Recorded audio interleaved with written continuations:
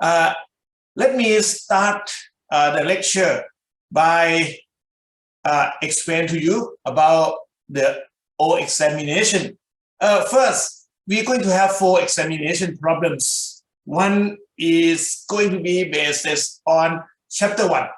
In the chapter 1, we separate the problems for the stress into 2 types. One is the analysis. Another one is design. The analysis separate into 2 parts. One determine the stresses. Another one determine the maximum forces.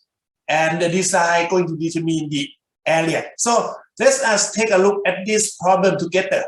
We have the task over here, and then it's subjected to the load P of 40 kilonewton each. This is 40. This is going to be 40 times 0.75. You can see this one. Okay. It's not 40, it's 40. This is 40.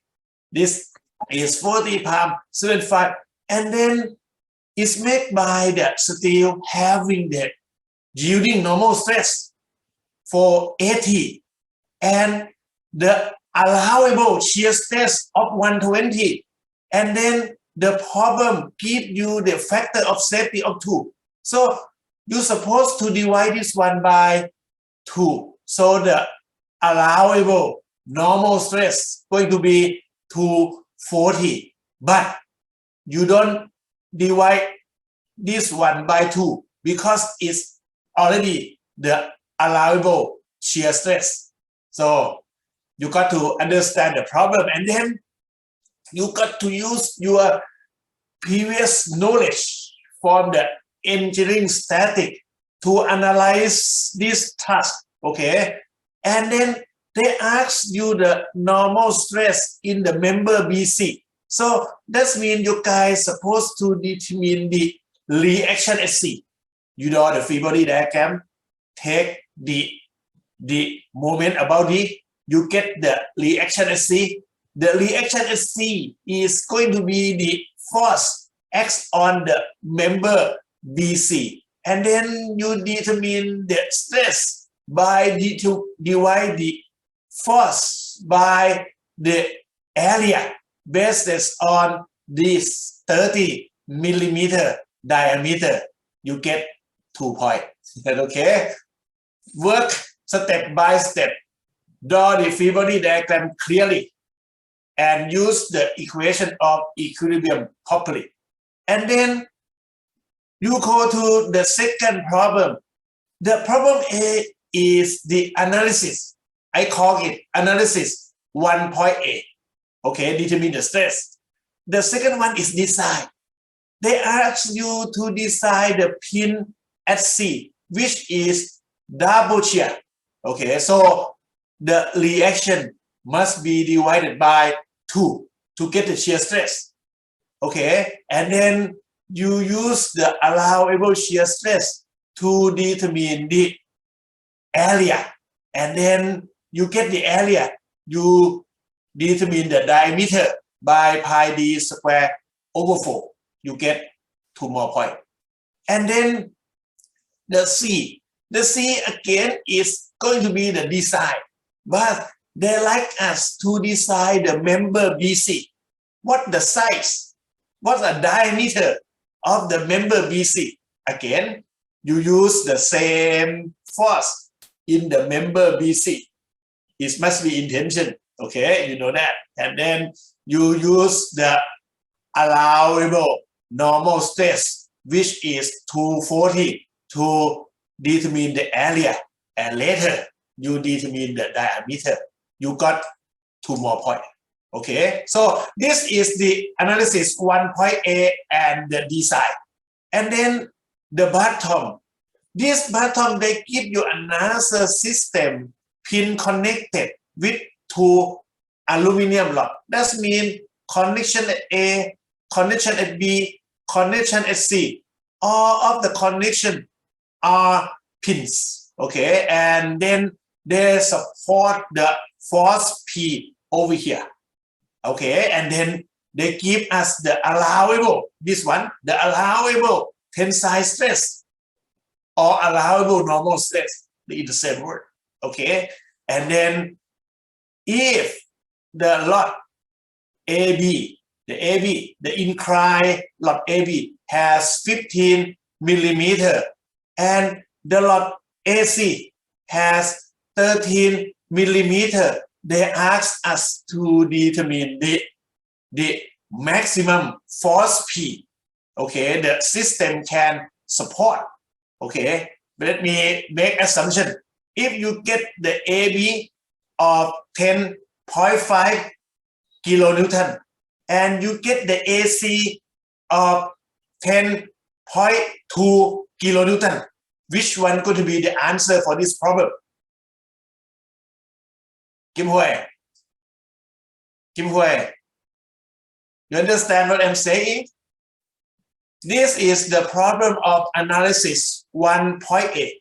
Okay, you do the analysis, you get member AB can take the force P of 10.5, and then you do the analysis, the member AB,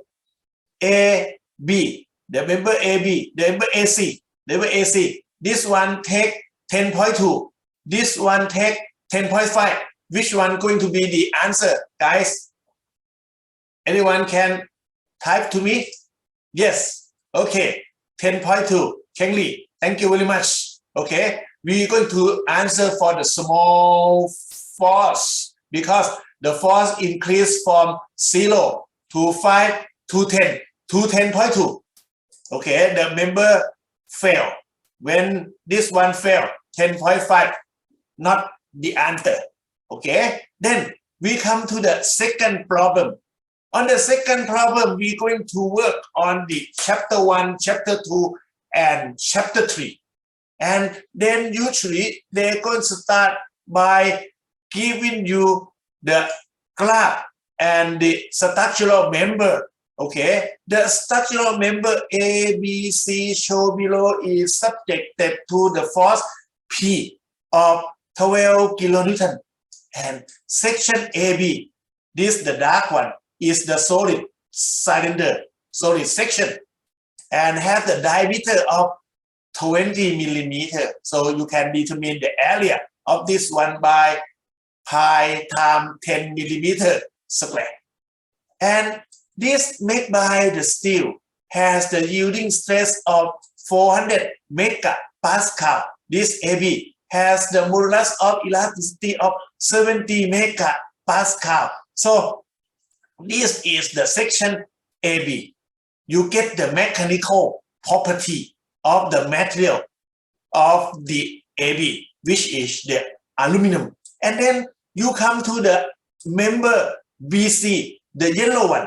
The yellow one is going to be the hollow section, has the outer diameter of 20 millimeter and inner diameter of 18.5. So you can determine the area, cross-sectional area of this BC member. This BC is the steel, and the steel has the stress strain diagram over here. And then they ask you to determine the mechanical property of the material.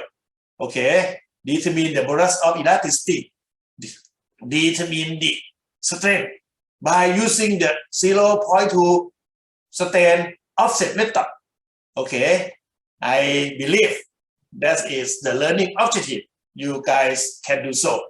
And then under the 12 kilonewton force and the given material property of aluminum and the finding mechanical property of steel, they ask you to find the elongation, the length.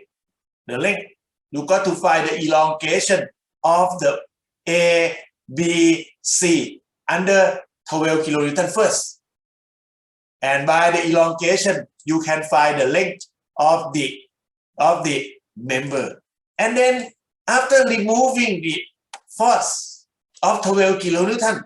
They ask you what is the length of the AC. That means you got to find the permanent deformation before you can determine the length of the member A and C after you release the 12 kilonewton force. So this is typically the same as the example that you have, but you got to read the stuff carefully.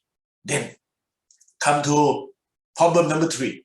Problem number 3, they ask you to analyze this structure. The structure is the rigid beam BED. For the beam, don't worry until now. Okay, we are going to study the beam in the chapter 6, but for now, we're going to concentrate on the lot AB, lot CD, and lot EF, and then read the problem carefully. Okay, this structure subjected to 36 kilonewton, 2 of them, and the lot AB and CD has 200 square millimeter and 500 millimeter long. Okay, the lot EF, which is below here, has 400 millimeter long with the cross section of 225 square millimeter. They give you the steel has all of them are steel, all of the lots are steel E of 200 gigapascal, and then determine the stress, okay, occur in the lot and the deformation of the lot EF. Remember what the example you have for this examination problem is the one that's close to the last example from the previous lecture. You can go to that video clip and thinking about how you're going to solve it based on that example. Okay, and the last one, this problem going to be in the chapter 5. Okay, we are going to have the solid shaft. They may be the solid shaft or they may be the hollow shaft. There is 2 types of shaft, and then you got to use the equation to determine what they're asking for. Okay, based upon this, the shaft made by the aluminum and subjected to the torque at the gear A, gear B, and gear C. Gear B subjected to T. And when you're talking about the torque, you got to use your hand, okay, to see the rotation, such as for the gear B. For the gear B, the direction of the torque, the thumb of your hand going to point from B to C. Again, from the gear A, if you use your hand, okay, to cover it, you can see your thumb going to point up, okay, up, okay, the opposite to the torsion from the B. And again, at the C also, if you cover it, you can see the thumb going from C to B to A. So you can see at the C, the torsion is 3/3. At the A, the torsion is 2T/3. That's summation of the force along the axis of the shaft going to be equal to G. So this shaft is in equilibrium, but is in equilibrium of the torsion, okay? And then the torsion will produce the shear stress, and they give you the shear stress to determine the maximum allowable torsion. This one is going to be close to this one, okay? This is going to be analysis 1.B, okay, to determine this one to determine the applied force, but this one to determine the applied torsion. Again, you got to answer the minimum based on the portion AB and based on the portion BC. pick the smaller one. And then they ask you to find the deformation. The deformation of the torsion member is different. When you're talking about the tension, the deformation is going to be the elongation or contraction. But for the torsion is the twisting. So the deformation of the torsion is going to be the angle of twist. Okay, and then the units is in radian. And finally, you got to draw the stress distribution. I will talking about the stress distribution on this chart later. That is going to be what you supposed to be able to solve it from your knowledge and from your skill. This is based on the learning objective that you guys have. Okay, and then let us move to the PowerPoint of chapter 5. Before I start chapter 5, any question for the midterm examination?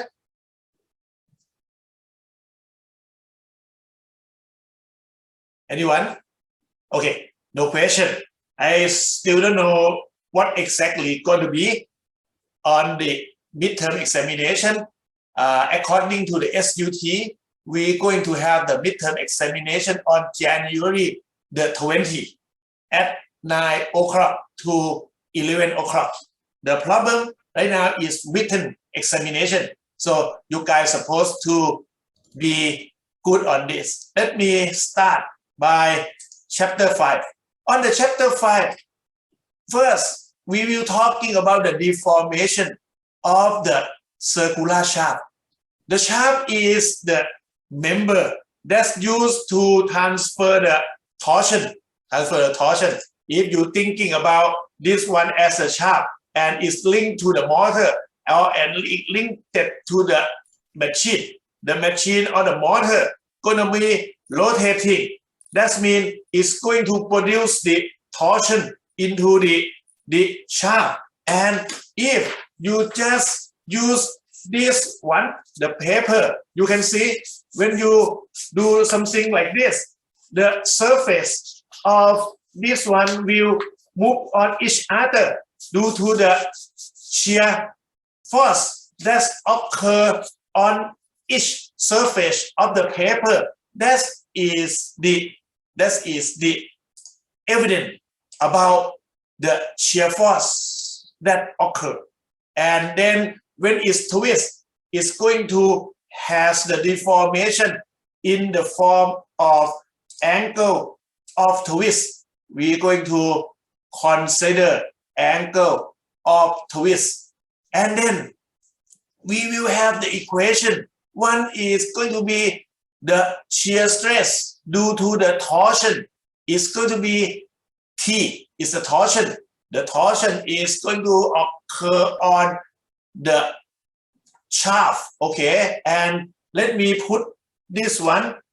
The torsion is a kind of moment that occur along the axis. Some may call it torsion, but some may call it torque. Okay, it's a kind of moment allow the axis of torsional member, and most of the time we call the torsional member as the shaft. Torsional member is going to be a big word. Okay, it may have the section of square, it may have the section of circular, but we don't study the square torsional member. We only study the circular torsional member. We call the circular torsional member as a shaft. And then this one will have the circular section. And we have the circular section with the radius, okay, of R. You may use the vernier to measure it. So the T will time R and then divided by the J. Okay, the J is going to be what? The J is going to be the polar moment of inertia. And if anyone remember what I'm saying in the first lecture, in the circular section, we have this one x-axis, y-axis, and in the mechanics, in the electrostatic, we got the moment of inertia I sub x equal to I sub y. This is moment of inertia. But when we're talking about the polar moment of inertia, it's going to be the I sub x plus I sub y. And since they are equal, so the J is going to be 2I. And then you go back to the engineering static. The moment of inertia of circular section will be pi d power 4 divided by 64. Okay, or you have pi r power 4 divided by 4. Go back to engineering static for the last chapter. You Ajahn may not mention it, but anybody who study with it, I did tell you that the moment of inertia of the circular section will be used later in this subject. And then this one will be pi d power 4 divided by 32 or pi r power 4 divided by 2. So this one is determined by the radius, okay, by the radius of this section. And then you have another one, phi. Phi is the angle of twist. Is going to be what? When the section, okay, subjected to the torsion, when the start, you mark, okay, a line across it. And then when it's subjected to the torsion T, this line will move, okay, in the direction of torsion.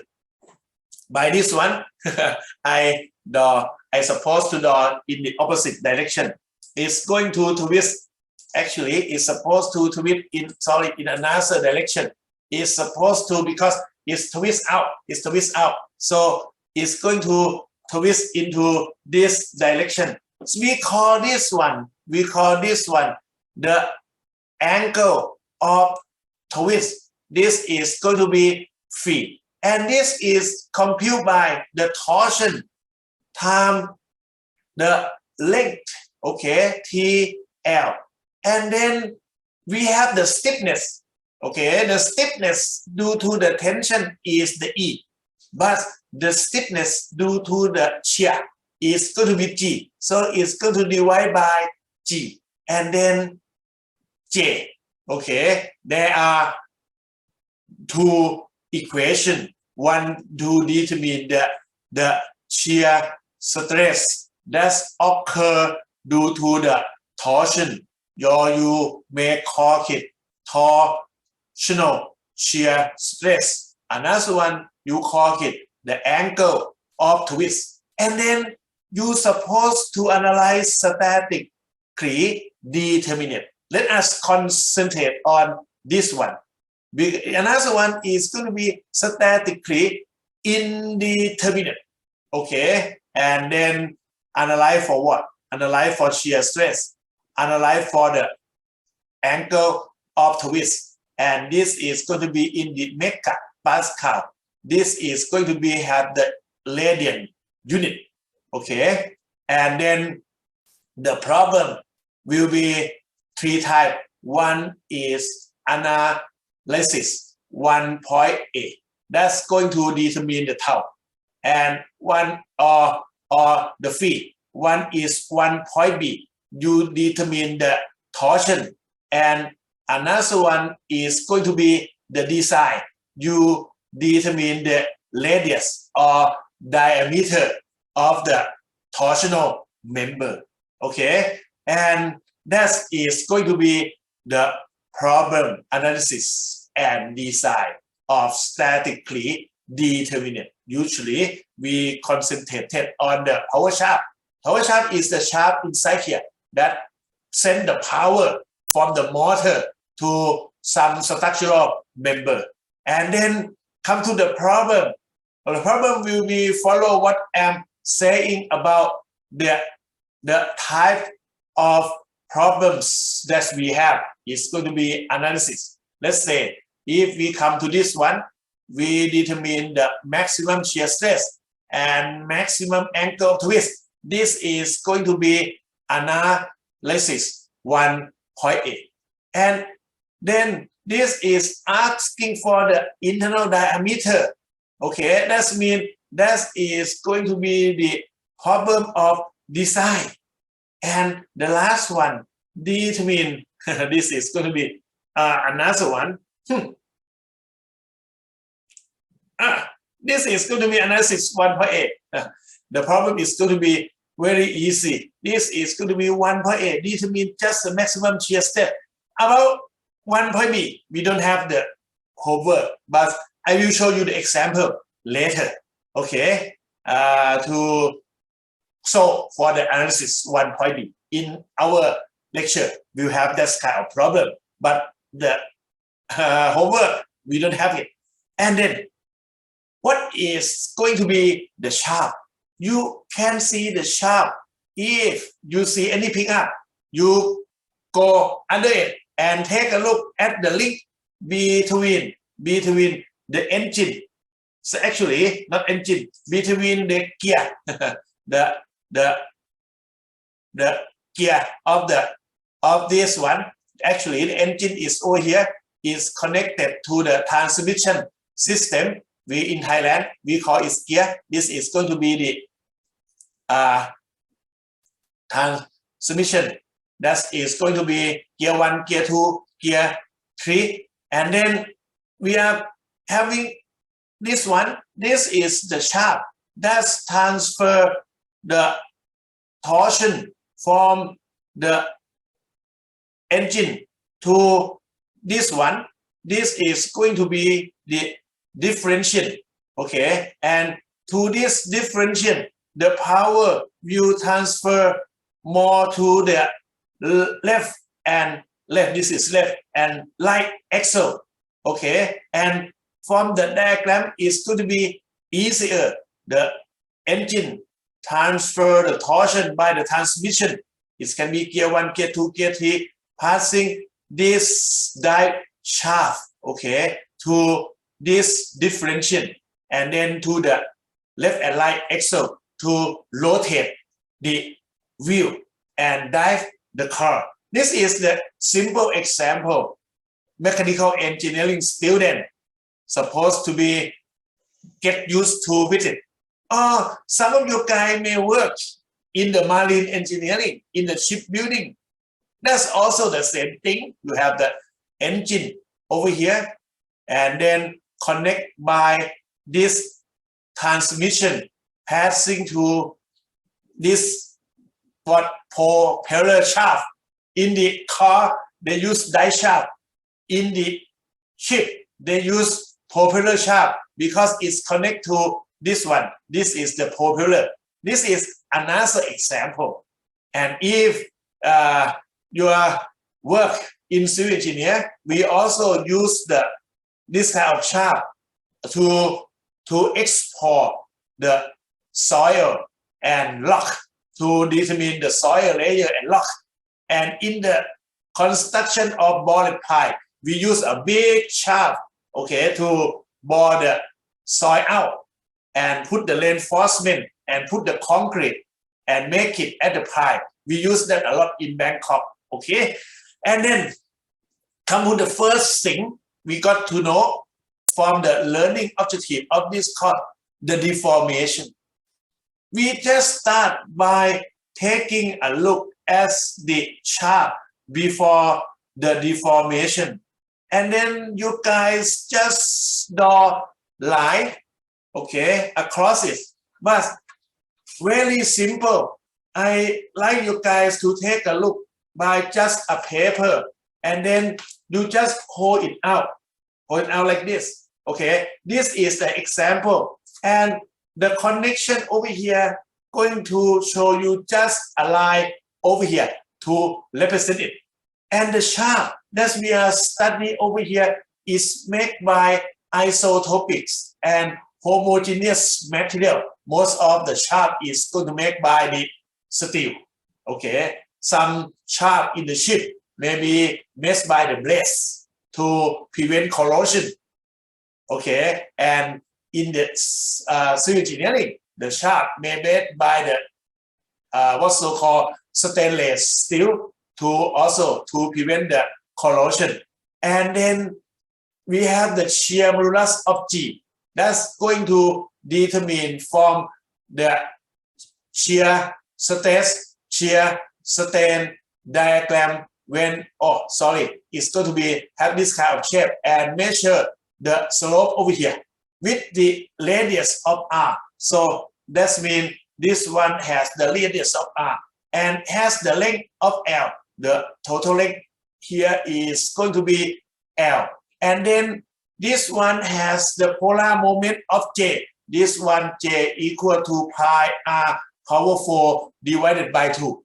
And under the torsion, the material has the linear elastic behavior. That means it's going to work only in this first portion.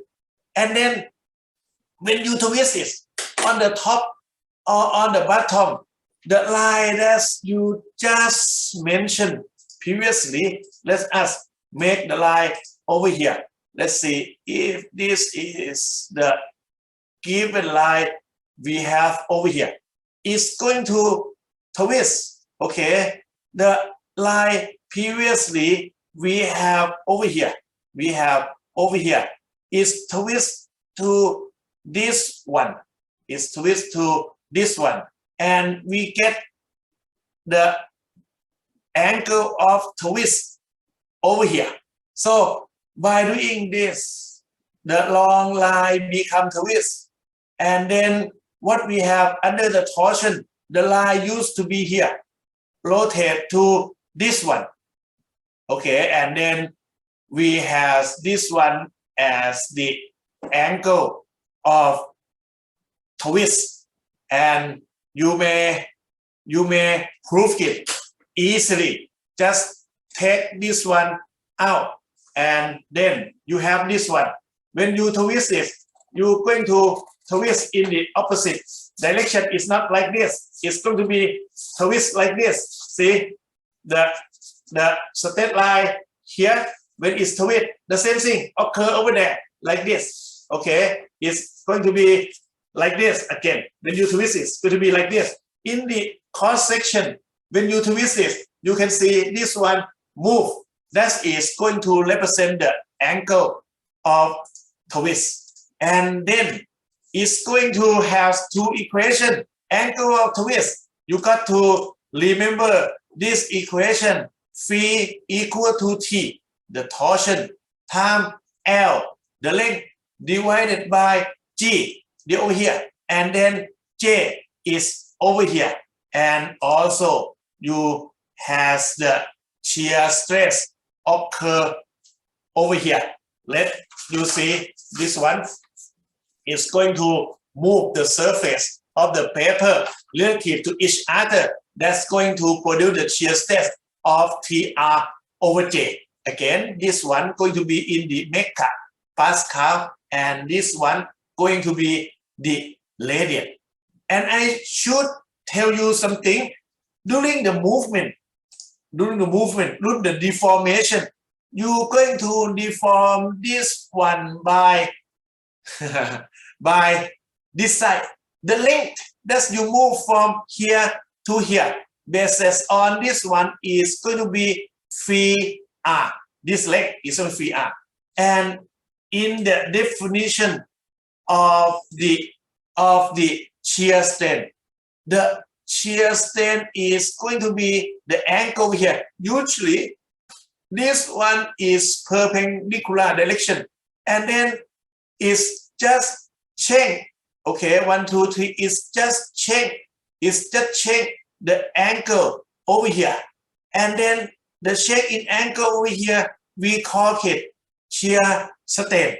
It's going to equal to shear strain times L.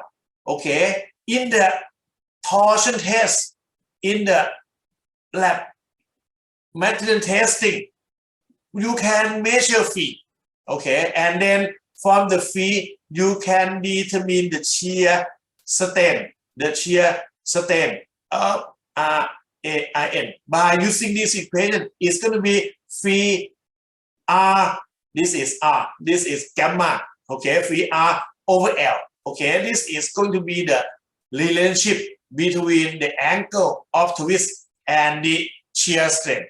I should provide the equation to you guys over here. And again, J can be pi d power 4 divided by 32. And what we supposed to have, they are two more important. You got to understand. Oh, I should say you may use rho or may use R. Okay, that represent the radius of the shaft. Usually, when we talking about R, that means the whole diameter. And when we talking about rho, that is going to be the radius at any point. For example, it may be over here, it may be measured over here, it may be measured over here. That is going to be the radius at any point. But this is going to be the total radius of the shaft.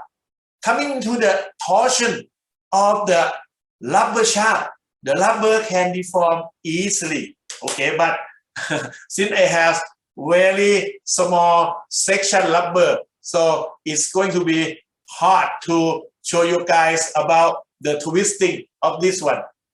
But it's possible if you guys like to twist it. You see, you can twist this one easily. It's the same thing, but it's not do a good represent for this one. So if you have a big rubber shaft and you twist it, when you twist it, it's going to cause the deformation in the form of shear strain. Because this, you can have the shear strain, in which the shear strain is going to be, before this, you have the 90 degree, you have pi over 2, but when it's deformed, you have this one minus zeta star. That is very hard to measure in the lab, okay, for this kind of shear strain. That's why I told you the shear strain can determine by the angle of twist times the radius divided by the L. That is going to be easier in torsional test. And then they also cause the shear stress over here. And if the shear stress is large, they're going to produce the failure or the crack to the structure. Okay, and now let me move to this one. This is for the civil engineering student. Okay, we can use what's so-called the steel auger over here, steel auger, and then it's connected by the shaft and to investigate the soil and rock layer. Okay, and then this shaft subjected to torsion during the drilling operation. And we also have this kind of picture show you guys about the shaft generator, okay, that's used to transmit the torque from the machine to the mechanical part of this board, okay. And then graphical representative of the picture is going to be here. Again, this is going to be the line under the torsion. You may draw the torsion by this symbol, have that one arrow and one twisting like this. I don't like it. I like to draw it like this. It's going to be much more simple. It's different from the force. This is going to be force. The force has only one head. The torsion has the direction and has its twisting. So it has two heads for the torsion. And then the plane, undeformed plane going to move to this one. Okay, this one move to this one to move to this one, and then that is going to be the angle of twist. Over here, the angle of twist is 0 and increase with the length and largest over here. When the x increase, when x is 0, phi is 0, x is, let's say, SEL, the phi is 0.001 radian. If x is half the length, it's going to be 0.001 divided by 2 radian. Okay, and that is going to show you guys about the angle of twist, which is the function of the x, and the largest one going to occur when x equal to L. I should suppose to say phi max, okay, occur at x equal to L, and then by doing this, you get TL over GJ.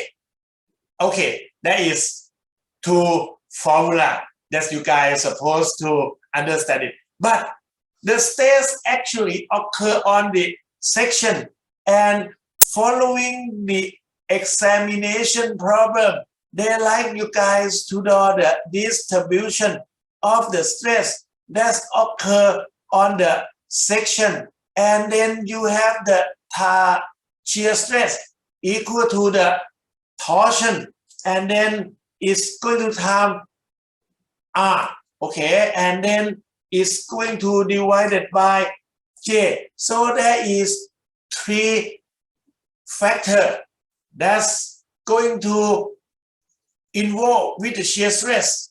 And if the torsion is constant, and if the section is the constant, the T and J are constant. So the tau will proportional to the radius. When radius is 0, the centroid of the section, tau is 0, and tau will increase linearly when you measure from the centroid to the maximum radius. You got this one for tau max, and usually the tau max is going to be T R max over J. Okay, and usually again, if you're talking about any radius, we usually use rho, but most of the time the engineer try to find the maximum shear stress, so you may use R to represent the rho. And the assumption over here, the red letters, they are explained. I have explained to you guys already. So it's going to have this kind of notation. In some textbook, they use the C. I don't know why they use the C, but in my opinion, it's supposed to be radius. And then the polar moment of inertia J is going to be pi R square. Oh, sorry, not R power 4 divided by 2. If you use the diameter, you got to divide it by 32. Because of what? Because R equal to D over 2, or D equal to 2R.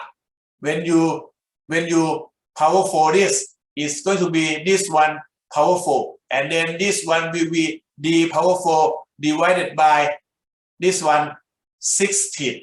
Okay, and 16 times 2 is going to be 32. That is why you get this equation. Now, Psi convention. As the tension, if you have this member and you have the force like this, or if you have this side of member and you have the force like this, all of this force is tension and it's going to be positive.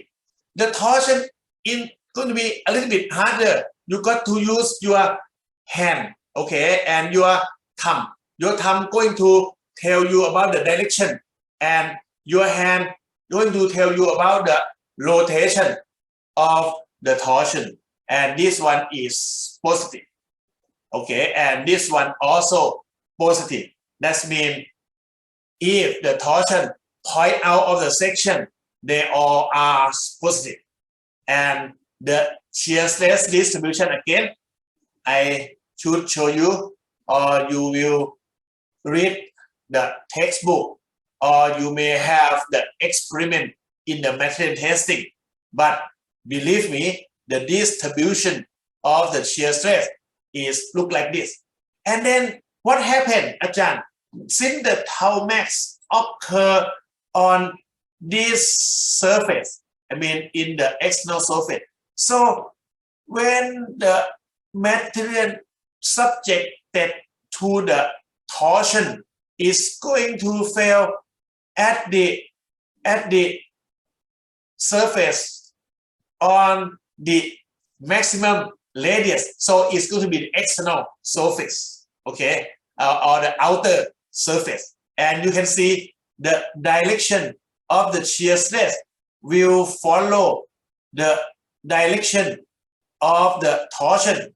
No matter you're going to cut any element at this point, okay, the direction is here.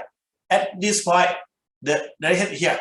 And then if you put this one in 2 dimensions to make it simple, when one shear stress occurs, is important, there is going to be another tree, okay, if this tau occur due to the summation of the f sub y equal to 0. So this one is up, this one must be down. And then if you take moment over here, okay, the black tau gonna rotate counterclockwise. That means there must be another shear stress to balance it. Since there is the horizontal shear stress balance the moment, there is another shear stress to balance that one in the horizontal direction. So always the shear stress has 4 of them occur together for the summation of f sub y equal to 0, for the summation of the moment equal to 0, for the summation of the stress in the x direction equal to 0. And now, usually it is in the xy plane. So this one may call it tau sub xy, which is the component of the stresses on this one. We call it stress element. Okay, and then by doing this in this direction is also rotate in this direction. So the shear stress is dependent on the point, the direction is dependent on the point that you are considering. And then not only that, due to this one will produce this one. So the stress over here will have this one also. Shear stress vary linearly along each radial line of the cross section, and it also has in the horizontal direction. And since the wood has the grain in this direction, okay, and if you twist the wood, the stress that occur in this direction will shear the wood. And since the wood is weak in this direction, because there is no grain or no shear mine to resist it, the wood will crack, okay, in longitudinal direction, not in the cross-sectional direction. Okay, that's the explanation why when we twist the wood, we got the longitudinal direction, because shear not only occur on the plane of the cross section, it also occur on the plane in the longitudinal direction. If for example, the wood have the grain along its direction, and you will have this kind of explanation. But For the steel, thing may be a little bit different. The failure of the wood may be in the form of crack, okay, along the longitudinal direction. But for the steel, usually it will cause the yielding, okay, or yielding on the top surface, on the outside surface, on the shaft. Usually that's we use for the shaft can be solid section, or another one will be hollow section. And most of the shaft used in the vehicle or used in the structure, in the car, in the ship, okay, for the auger, we usually use the hollow shaft. Why? Because hollow shaft is more efficient than the solid circular shaft. When we talking about the efficiency, we talking about the material that resists the stress. For the solid one, okay, we use part of the material to resist small magnitude of the shear stress. That's why it is not effective. But when we use the hollow section, most of the material is close to the outside diameter, and in this way most of the material will take a large shear stress. That's why it is effective, because most of the material is far away from the center of the shaft cross section and used to resist the high value of the shear stress. That's why it's more effective. But when you make the hole out of solid section, when you compute the J, you got to deduct, okay, the J of that hollow out of the whole section, okay. For example, this one actually is going to be equal to this one minus this one, and then the J over here will be equal to the JO minus this one into the JI, and this one is going to be pi. Let me use the radius R, okay, R sub O power 4 divided by 2. This one pi R sub I power 4 divided by 2. So you get this one pi over 2 and R sub O power 4 minus R sub I power 4, which is going to be the polar moment of inertia. Okay, and then the shear stress again not only occur in the cross-sectional plane, is also occur in the longitudinal plane.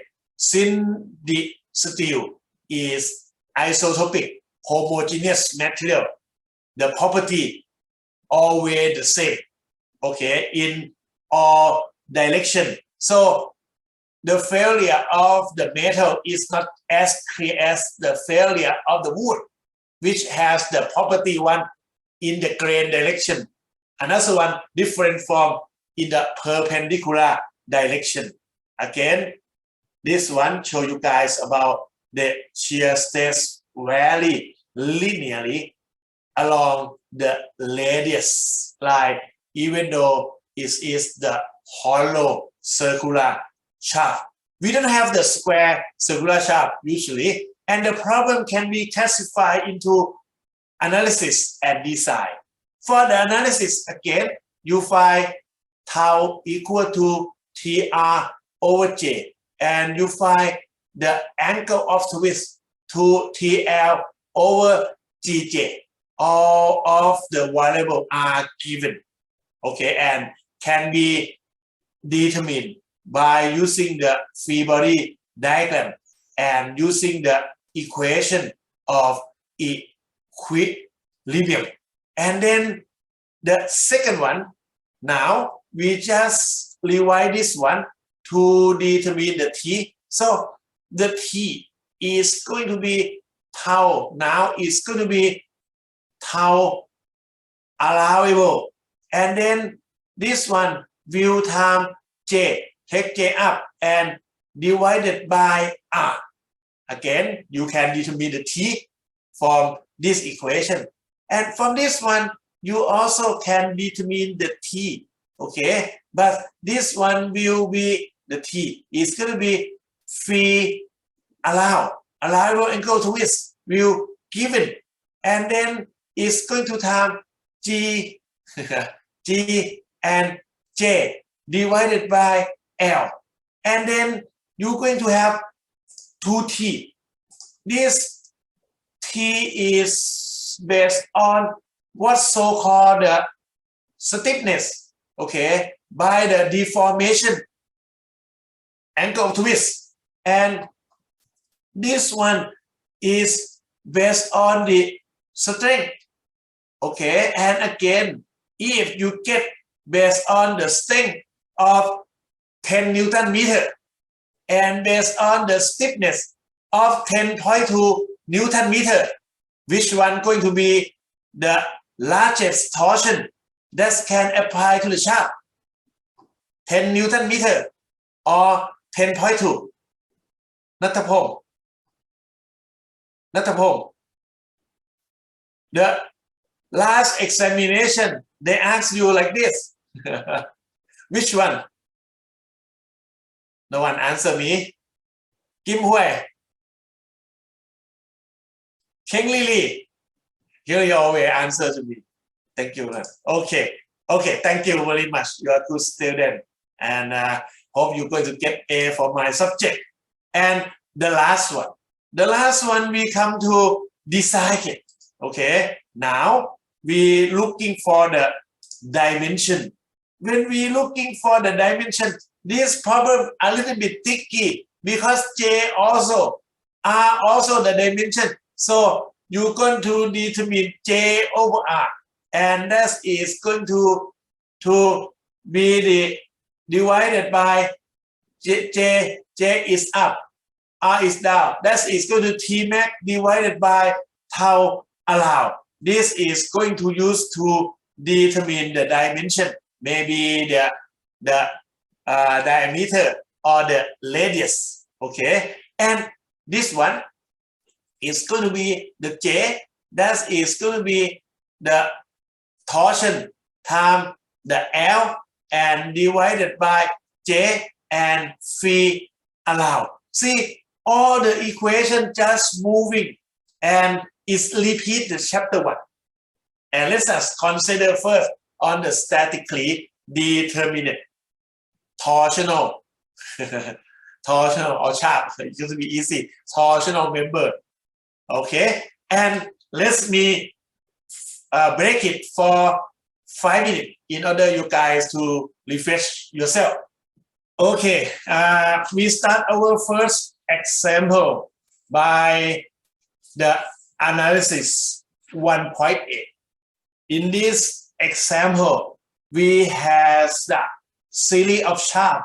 You can find this kind of series of shaft in the engine of the car. Okay, it's called camshaft, and that is going to supported by the bearing on the end of the shaft, and the torsion applied to the gear on the shaft, 3 of them, and we are going to find the shear stress at point A. See, you got to read it carefully. At point A, the radius is going to be 75 millimeter, and at point B is over here. If you put in the engine static, you can see R sub B going to be 15 millimeter.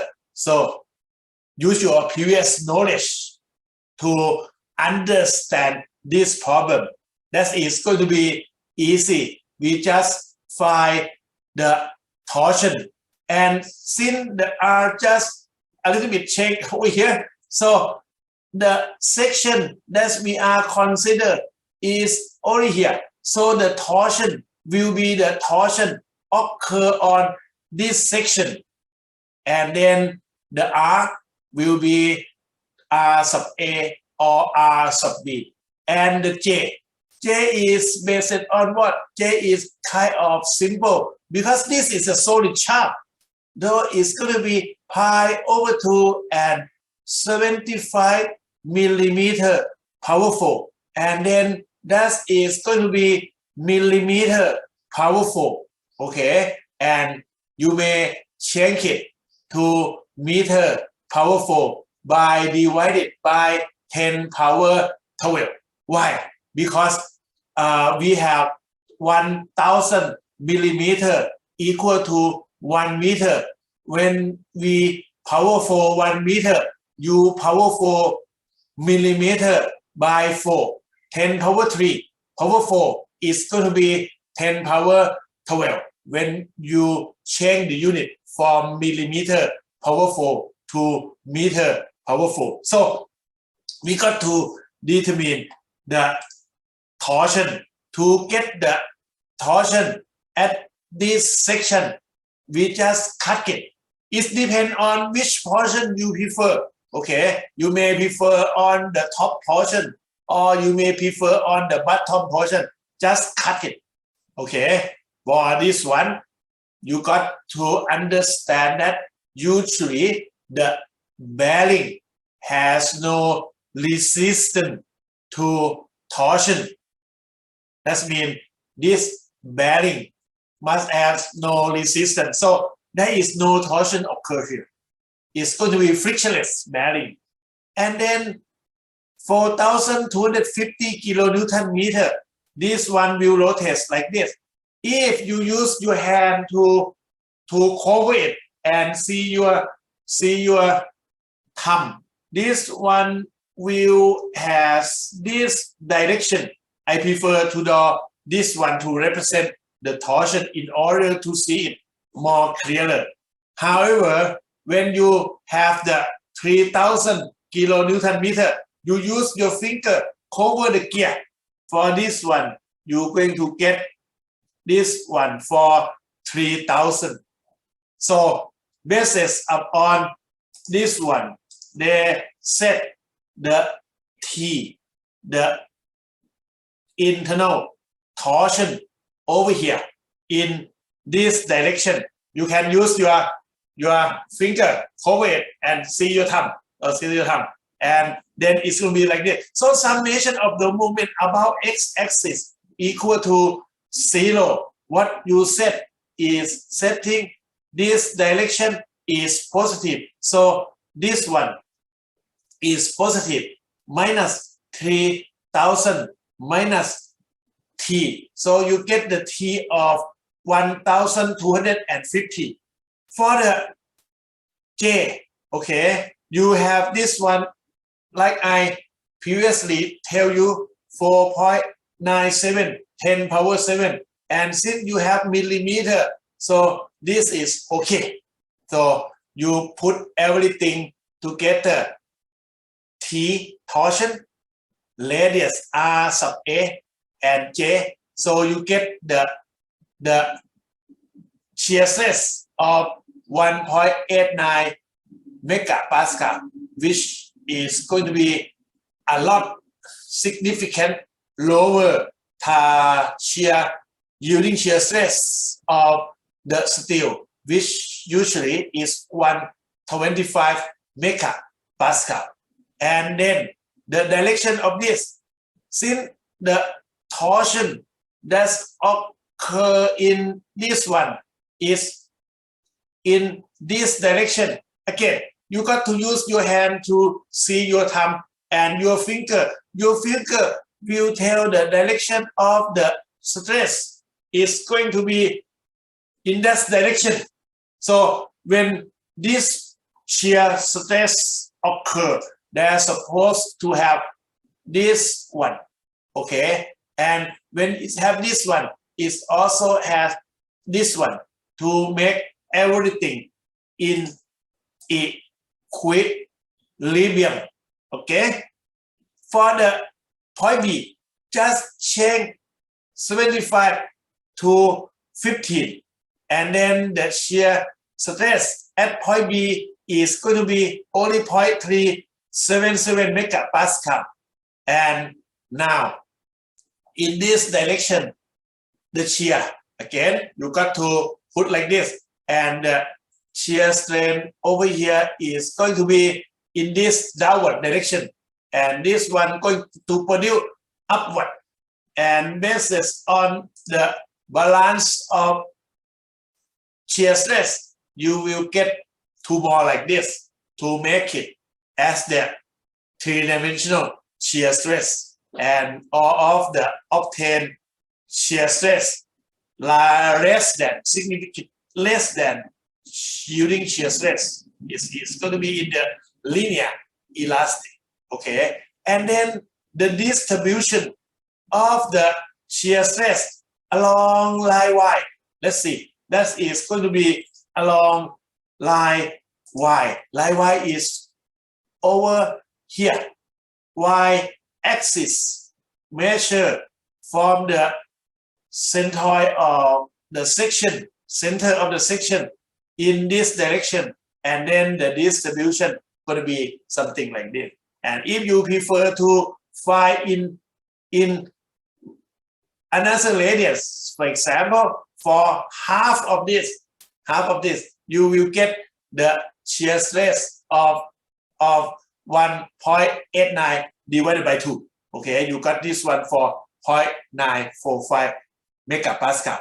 Why? Because it's linear elastic. So you can do the proportion of the magnitude of the shear stress along the y-axis. Now, we come to the hollow section. And again, this one has the inner of 80. That means this one will be 80 millimeter, and the outer, this one gonna be 100 millimeter. And then they ask us find the shear stress in the inner and outer. You can see most of the large shear stresses will be received by the material that is going to be close to the outer dimension of the cross section. That's why hollow shaft is a good choice, a better choice compared to the solid shaft. So by doing this, draw the free body diagram, and you can see 80 kilonewton will rotate in this direction by timing the 200 millimeter, and at the same time this 80 kilonewton time is going to produce this one. So if you use your finger hold in the direction of the green and the light blue line, you will get the moment due to this 80 kilonewton force will be combined and produce this torsion. Then the resisting moment supposed to be in the opposite direction. That's why they put this one. So summation of the moment along the y-axis, okay, and then you set the direction like this to be positive. So 80 times 20 is positive, the light blue, this one. But for the torsion, you get the negative because it's opposite to this direction. You get the torsion. Okay, now torsion 40 Newton meter, and then the J for this is going to be pi over 2. If I prefer to use this equation, okay, and then you can compute it easily. This is 50 power 4 minus This one is going to be 40 powerful, and it's going to be in millimeter powerful. Or if you prefer to have it in meter powerful, just divide it by 10 minus 12. Okay, and then you may compute in this way also. You get this one. So what I'm giving over here and over here must provide the same result. Now, you got to determine the shear stress. Okay, one, you got to determine the shear stress based on R sub O, and another one, you got to determine the shear stress based upon R sub I. So at point D, okay, you got the shear stress of R sub O. This one, I suppose I didn't like to use C sub O. I like to use the radius. Okay, so you get this one of 0.345, and then at the point E, actually you can compute at the same line, but this one they just move to compute on this one, but this one gonna be R sub I, and then it's gonna be 0.275, and by doing this you may see the direction of your shear stress must follow the direction. See the arrow over here at the E is going to be upward.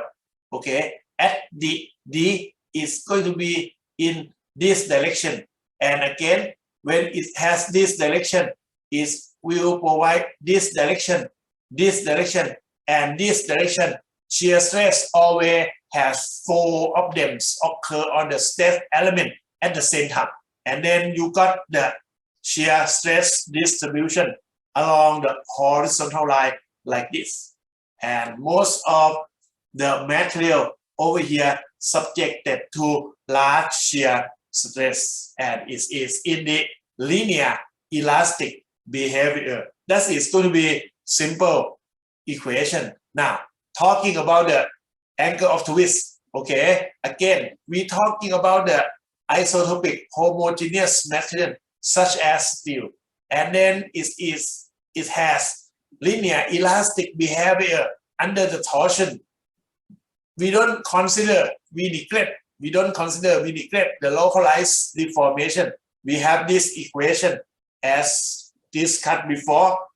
The angle twist occur on the section of the shaft, okay, and it can compute by the equation of TL over Gj, when J is going to be the polar moment of inertia, as you know previously, and G is going to be shear modulus of elasticity.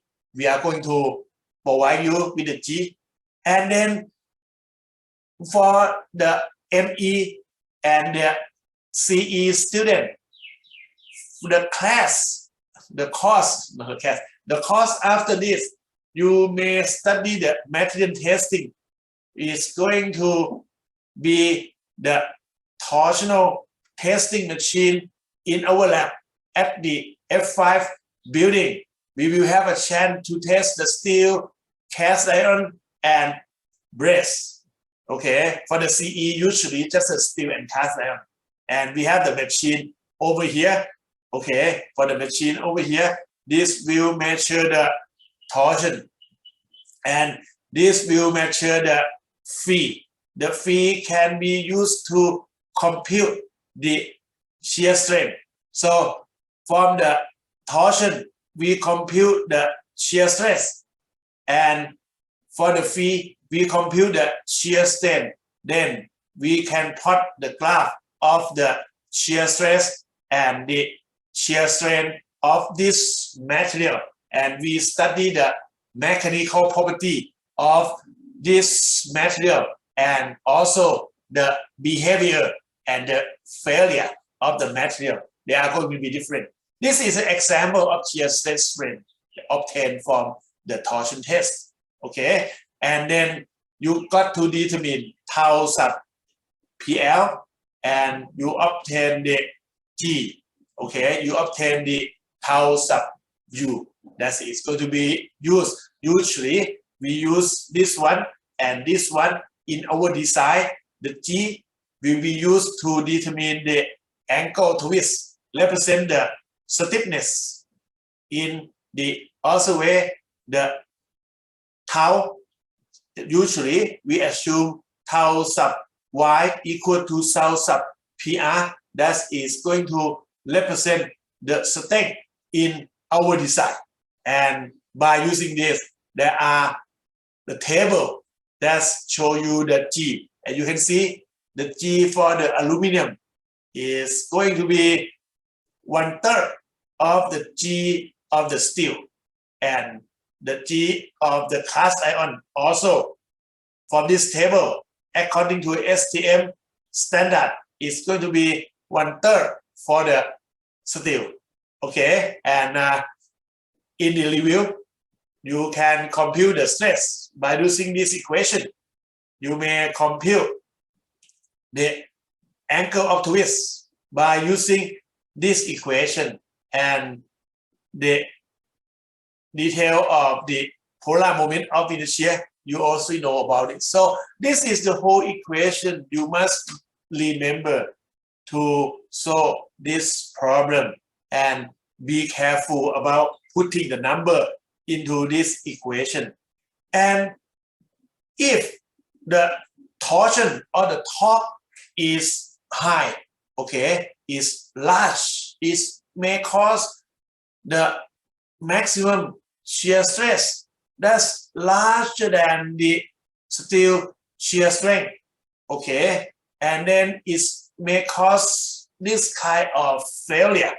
We, as the engineer, we must prevent this kind of failure by using the factor of safety, and that's why we define shear strength as the tau allowable, which is going to be tau sub y divided by factor of safety. Ajahn, why don't we use tau sub f? That's too much large strength, not too much large shear strength, large deformation. Since we need to have small deformation during the operation of our structure, we use tau sub y in our design. And for the small deformation, we also check about the angle of twist. It must be small to be in the linear elastic behavior. All of them are related to each other, integrated to each other. So get along with that. Everything will be correct because the engineer prudently or carefully consider this thing before. And again, the torsion, I'll point out, no matter the direction, the torsions are positive. And then the problem classified into 3 types of them.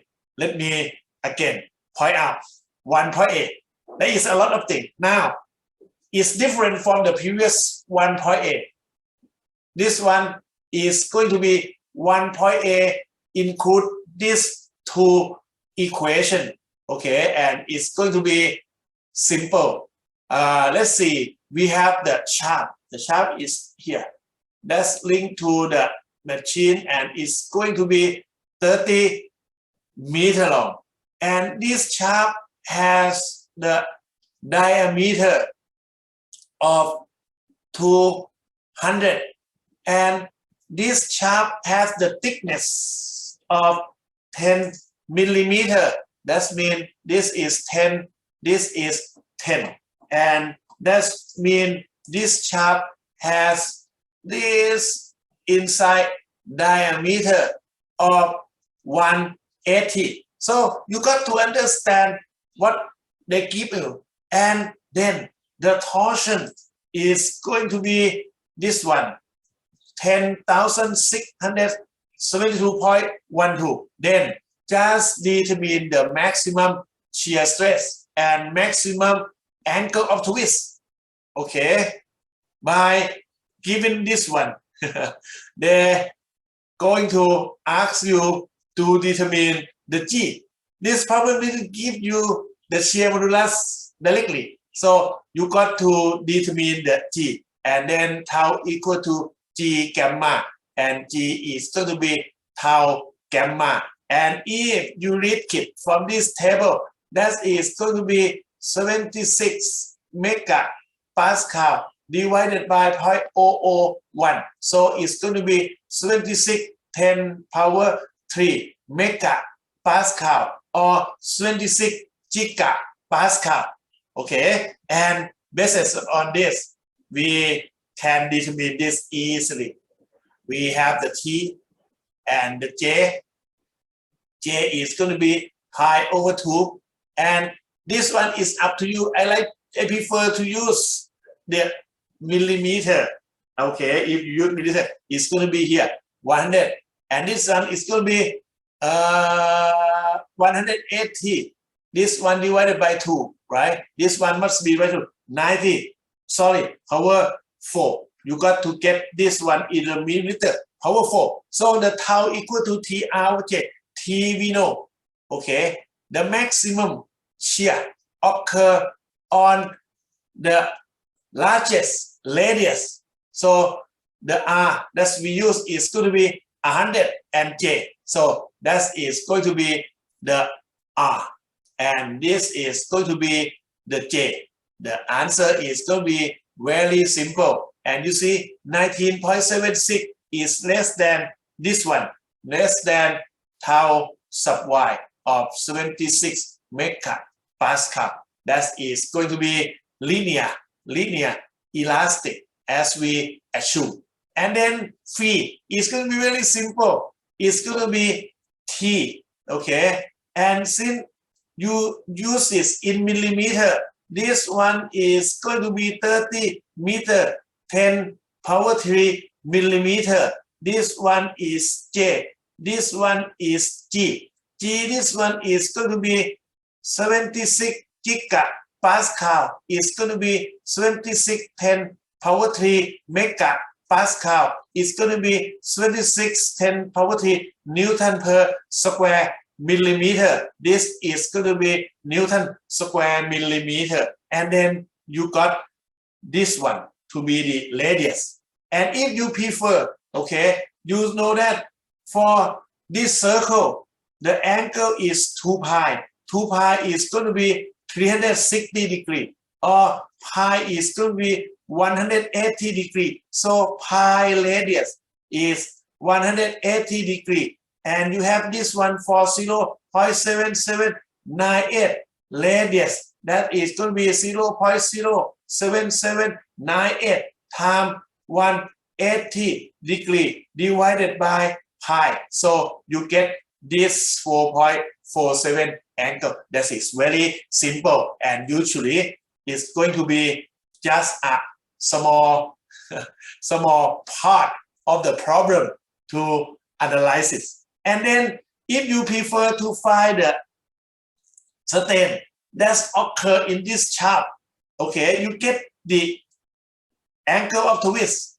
Okay, you have the outer or outside radius, you get the length, so you can compute this shear strength, and you can see due to the linear elastic, okay, shear strength is going to be very small. It's going to be 0.26 10 minus 3 radius. You come to this 0.26 0.26 10 minus 3 radius. That is going to be about this portion. Okay, about this portion, that is going to be 1/4 less than 0.001.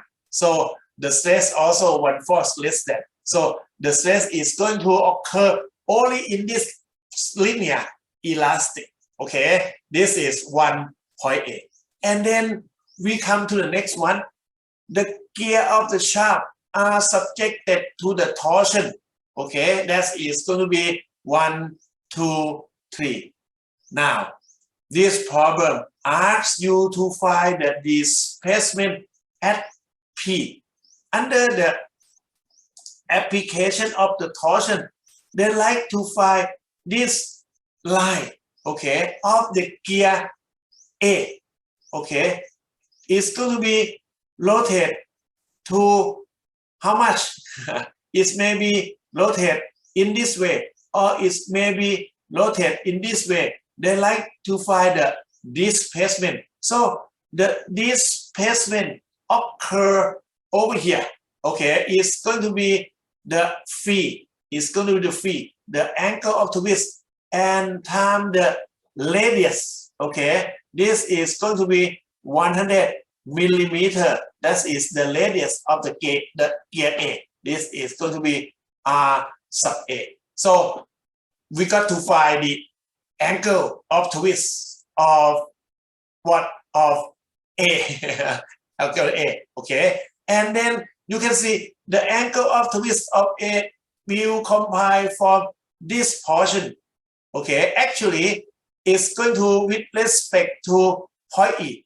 That is going to be this portion. It's going to be the angle of twist of A slash C. This is this portion, and also the angle of twist for this portion plus phi C slash D, and also the angle of this portion that is going to be plus phi D slash E. So in this problem, we're going to use the equation of phi equal to TL over GJ. Okay, and then J is easy. This one is going to be solid sharp. So the J is going to be pi over 2 and 7 square equal to millimeter power 4. And the G is over here. It's going to be easy. That is going to be the G. And the length is different one.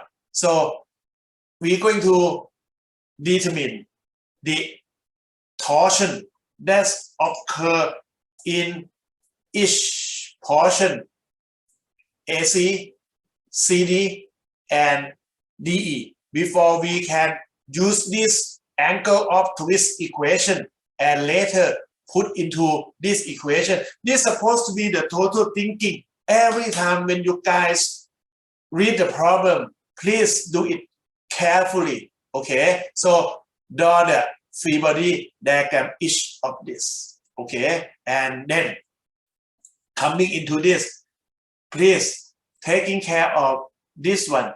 Due to the rotation of this, use your ankle. Okay, use your hand and use your finger to cover the gear. This 150 gonna be here, and that's why we has this kind of shear, of the torsion in this direction. Okay, and then again, if you cut this one, you get the same thing. This is going to be 150, and this one is opposite. This one is going to be 280. Since this one is larger than 150, that's why we has this 120 in this direction. Okay, and then I tell you by putting this kind of symbol, it's going to be easier to check the direction. And then the third one, that is going to be the 150. Use your finger, okay, and taking care of it. And this one is going to be in the opposite direction. And this 140 in the same direction as the 120. Just put it one, okay, put, and then it's going to go that way. And finally, the T over here is going to be T sub DE and going to be in this direction. So you can see for the ABC is point out of the section. For the CD, the torsion point in. For the DE, the torsion point in. So the direction of the shear stress, of the ankle twist going to be different. Okay, if you said this is going to produce the positive, so this first one must be positive. And if you use this one point in as the negative, so this second one will be the negative angle of twist, and this one also the negative angle of twist. So you got this one as the positive, okay, just I did mention, and this one negative. So it's going to combine them together. From this J, pi is up to you. You may use millimeter or you may meter, but the dimension you use must be homogeneous. And then what we have is the first one is positive, TL over G is here, J is here. Okay, the second one negative, the third one negative. So you got the negative. What the negative mean is going to be twist in or twist out. Twist out is positive, so it's going to be twist in. When it's twist in, that's mean it's going to be in this rotation. Okay, in this rotation. When it is in this rotation, the displacement will be in this way, not compared to what I show you. So it's going to be in this way, not in this way. It's going to be rotate. I call it clockwise direction. And then just use the equation of what? Phi time R. Okay, you may use, stop here, just phi time R. It's going to be the displacement over there. That is going to be 21.2 millimeter. Okay, the maximum shear from the top. Okay, what is going to have the maximum shear? The tau equal to T and R over J. This problem have the same R and J. So tau proportion to T. So T max over here. So the tau max will compute by 170 times R divided by J. That is 315.6 megapascal. And you make sure that when this one, you got to select what? The material with tau sub y much larger than this value to make this one correct. In application, you got to use the tau sub y at least for the factor of safety 2 times larger than this in order to make it safe. Okay, and then there is another 1.8 over here. That is going to be the last one for today. But this problem a little bit harder. This portion, let's say, is going to be this rigid one, and this is going to have what? Smaller diameter. That is going to be 25 millimeter. And then you have another one that is going to be the hollow section. The hollow section is along this one. So this is a combination of the solid and hollow section. And then this made by the steel. It's still easy. If the lead is steel and the cleat is aluminum, that is going to be a little bit tricky. But the principle we are considered gonna be the same. It's subjected to the torsion. It fixed at this location. Okay, keep the G over here. Then 1.8, we are going to determine the maximum shear stress and maximum angle of the twist. This is 1.8. Anyway, you got to find T. Okay, and then this one, R and J are different. One is the red, another one is the green. Don't worry. And then phi is TL over GJ. And then the phi supposed to compute from the solid section and the hollow section also. So draw the free body diagram of this. For the first part of this, A to B, there is no torsion. this is gonna be 0, okay, and then you cut this. This one is T sub B of 150. You cut it in between. You may cut it over here. You may cut it over here. That is going to be 150. And the last one is going to be what? It's going to be 1000 plus 150, 150 Newton meter. So all of the torsion that we have here, they are positive. So the twisting is going to be in the same direction. Okay, so first portion 0, second portion 150, the third is 150. When we determine the maximum stress, this is going to produce tau equal to 0.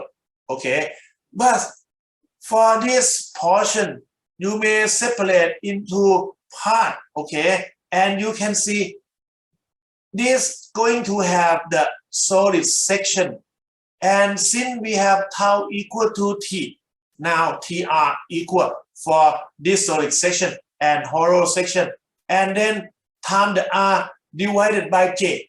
Since the J of this solid section is going to be smaller than the J of this hollow section, this is going to be small. When this is small, it's going to be generate tau Mech by doing this. Okay, you don't need to find the tau over here. You got to find this tau, and also compare to this shear stress.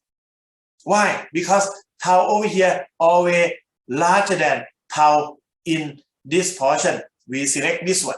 So when we find the tau max, okay, we got to find this one. So the J, okay, we got to find the J for solid section and the J for the hollow section. Just find the J for the solid section. Pi d power 4 divided by 32. You get this. For the hollow section, you got this equation. Okay, and then like the discussed before, the BC is used to represent the BCD. You get 46.96, and for DE, another one, you got 50 megapascal. So maximum shear stress occur in this portion. Okay, the value is 50 megapascal, a little bit larger than in this solid section. And then we determine the angle twist. The AB, this is going to be 0. Okay, and since the internal torsion has the same direction, so all of them just combine together, and then you get the phi of 23.3 10 minus t radian. All of the torsion, okay, get the positive direction, unlike the previous one. So just the combination. Then we run out of time. This problem very close to the previous examination.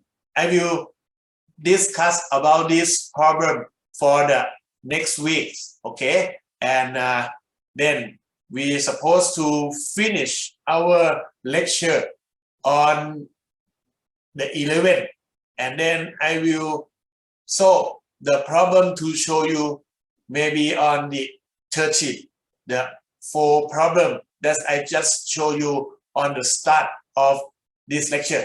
So that's all for today. Have a good day.